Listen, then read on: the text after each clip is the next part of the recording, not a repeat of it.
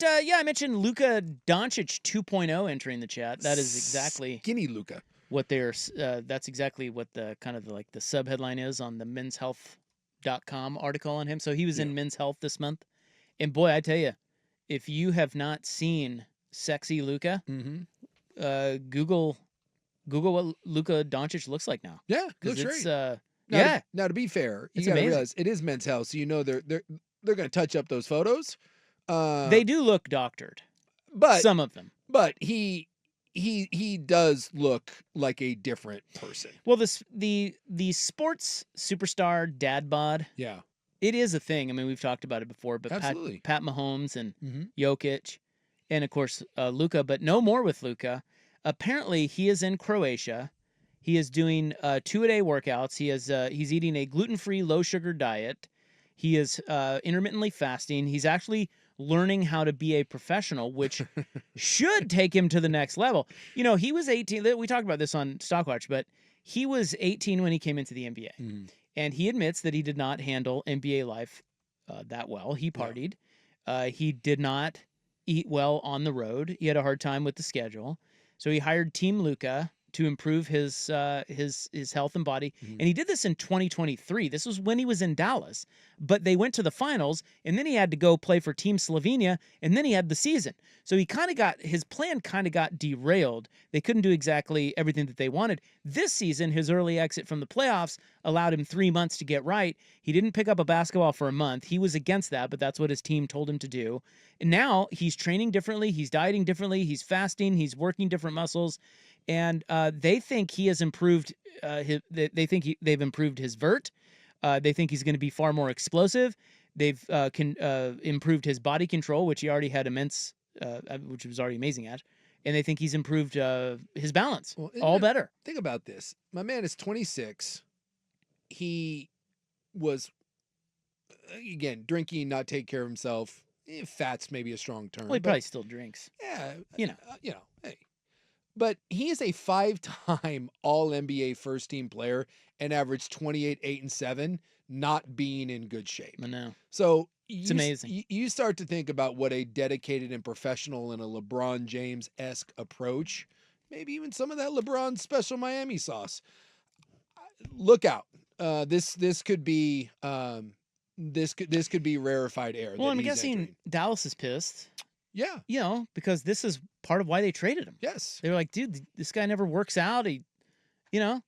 And now he's doing it, and he looks like that. It's like, well, but this happens quite a bit. It's kind of shocking because we all assume that when you're an elite level athlete that you have this commitment to the game and that you work out, you take care of yourself, and it's just not the case.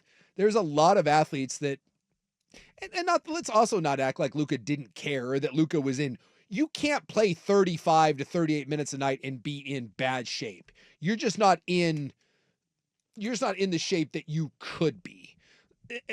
And so we just assume that everyone takes care of their body and puts all this money into it, like you see with kind of the freaks of the world.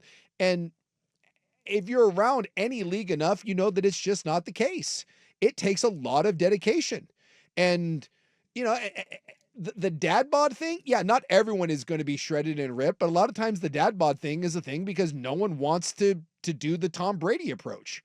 Like every athlete has the money and has the time and the ability to put this plan into place. They just don't want to because it's kind of a boring and a crappy life. Yeah, so they're now saying he's expected to grow Team Luka, which is already 3 people, and this is outside of the Lakers. Yeah. He wants to add a specialized shooting coach.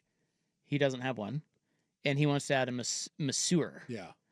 And that will take Team Luka to 5. Yeah, like Emmitt Smith always talked about this, that early on in Emmitt's career, when he was great, that he didn't take a great approach and he learned how to take care of his body and ended up being the all-time leading rusher.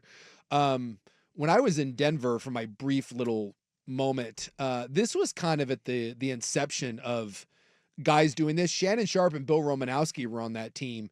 And those are 2 of the first guys. And I know you're going to say, you know, what Bill was doing. And I get it. Bill was on probably a lot of different chemicals, but those guys took care of themselves like you wouldn't believe. I never saw Shannon Sharp eat a meal at the facility that he didn't bring.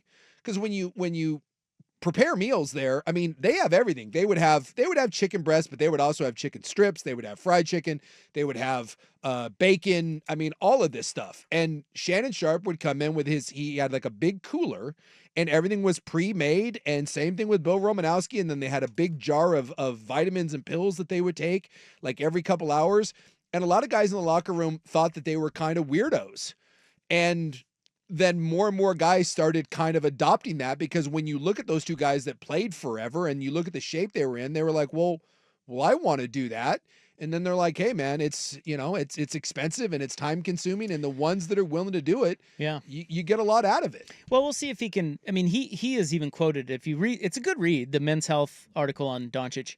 You can see the photos in there, but he even says, he's like, dude, I've just started this. He goes, I have to keep this up. He goes, this doesn't mean a thing if I don't stay at it, which leads me to believe he knows that he may not be totally sure if he can. Yeah. Are you wired that way? Yeah. And he may not be. Yeah. But maybe you can find a happy medium. The other one, but he's got the team leading him. Yes. So that'll help. And the other thing that people need to realize is the ripped athlete isn't always the best conditioned athlete. There's a whole thing, we talked about this a couple years ago, but it's like a muscle mass index, and the NFL and some other leagues are starting to adopt this thing where they basically take a scan of your body, including your bone and your bone density, and you kind of figure out how much muscle you can actually carry. And if you're more than that, it actually is a deterrent to you. You see this a lot in fighting.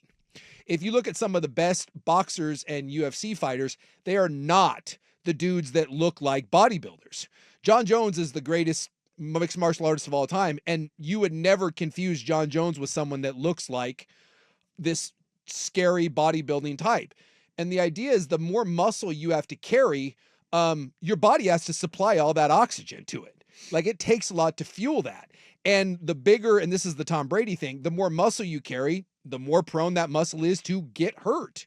And your body has to be weighed down with that. And you don't necessarily have the best gas tank. So there is an idea that sometimes you can actually be too muscled. And so we look at someone that may not be the Dwight Howard shredded guy, and we're like, well, that guy doesn't look like he's in great shape. He may be in phenomenal shape. He just isn't carrying a ton of extra muscle and on that program. Zach Randolph is a great example. Zach Randolph, by all accounts, was in really, really good shape. He just didn't have Tim Duncan is another one. Tim Duncan was never a shredded guy. Tim Duncan was in phenomenal shape. He just wasn't that, that absolute shredded beast that we see. So, sometimes looks can be a little deceiving. Well, he says he's more rested. His sleep is great. Yeah. And obviously his body has never looked better. Yeah. We'll see if he can keep it going.